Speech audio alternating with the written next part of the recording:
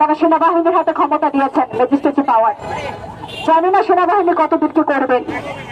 যদি বিচার এখানে না হয় তাহলে আমরা বুঝতে পারবো যে এই প্রশাসন যারা বসে আছেন তারাও সেই আওয়ামী লীগের প্রেতাত্মা।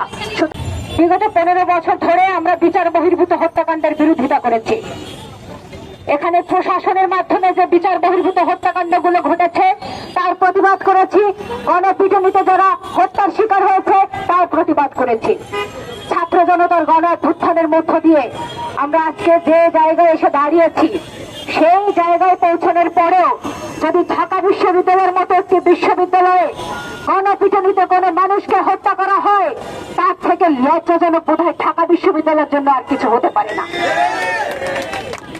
যে বিশ্ববিদ্যালয় থেকে এই আন্দোলনের সূচনা হয়েছিল, যে বিশ্ববিদ্যালয় থেকে গণ অভ্যুত্থানের সূচনা হয়েছিল, যে বিশ্ববিদ্যালয়ের সমন্বয়কদেরকে সারা দেশের ছাত্র এবং জনগণ ভরসা করেছিল, আস্থা রেখেছিল যাদের উপর, যাদের কথা মতো রাস্তায় দাঁড়িয়ে পুলিশ এবং অন্যান্য বাহিনীর সামনে বুক চিপিয়ে বুক পেতে দিয়ে গুলিকে নিয়েছে, তারা মৃত্যুবরণ করেছে।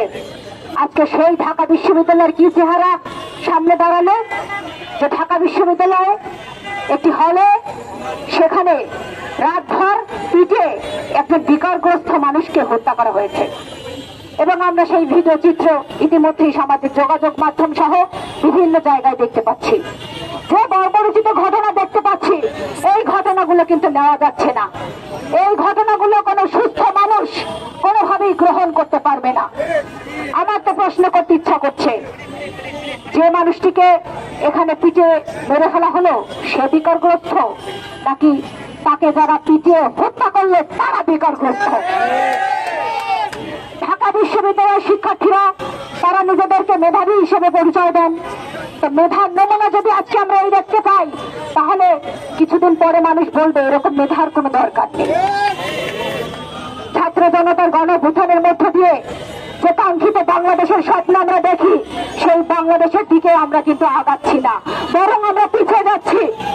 এই অন্তর্বর্তীকালীন সরকার ক্ষমতায় অধিষ্ঠিত হওয়ার পরে আইন শৃঙ্খলা রক্ষাকারীকে তারা পর্যাপ্তভাবে এখানে দিতে পারেনি, বিশৃঙ্খলা তৈরি হয়েছে।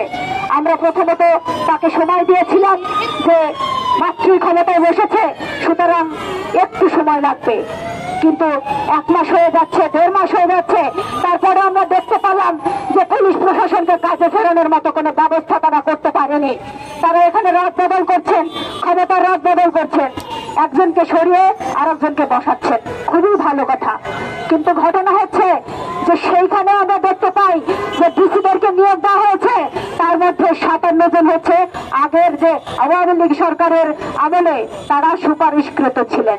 তাহলে এই আওয়ামী লীগের আমলে যারা সুপারিশকৃত ছিলেন, সেই ডিসিরা বাংলাদেশের মানুষকে কি নিরাপত্তা দেবে? ফলে আমরা প্রশ্ন রাখতে চাই যে আজকে এই পরিস্থিতিতে সারা দেশের নিরাপত্তা যেরকম এই অন্তর্বর্তীকালীন সরকারকে দিতে হবে, ঠিক একই রকম ভাবে এই যে সারা দেশে মব জাস্টিসের নামে যেগুলো হচ্ছে, যে অন্যায় অত্যাচার হচ্ছে, যে বিশৃঙ্খলা তৈরি হচ্ছে, মানুষের যে এই নিরাপত্তা অভাব রয়েছে, এই নিরাপত্তা অবিলম্বে অন্তর্বর্তীকালীন সরকারকে কার্যকর করতে হবে। তারা সেনাবাহিনীর হাতে ক্ষমতা দিয়েছেন, লেজিসলেটিভ পাওয়ার। জানি না সেনাবাহিনী কতদূর কি করবেন, কিন্তু ঘটনা হচ্ছে আমরা এই ধরনের বর্বরোচিত ঘটনা ঢাকা বিশ্ববিদ্যালয় শুধু নয়, কোন বিশ্ববিদ্যালয় দেখতে চাই না, এমনকি সারা বাংলাদেশের কোথাও দেখতে চাই না।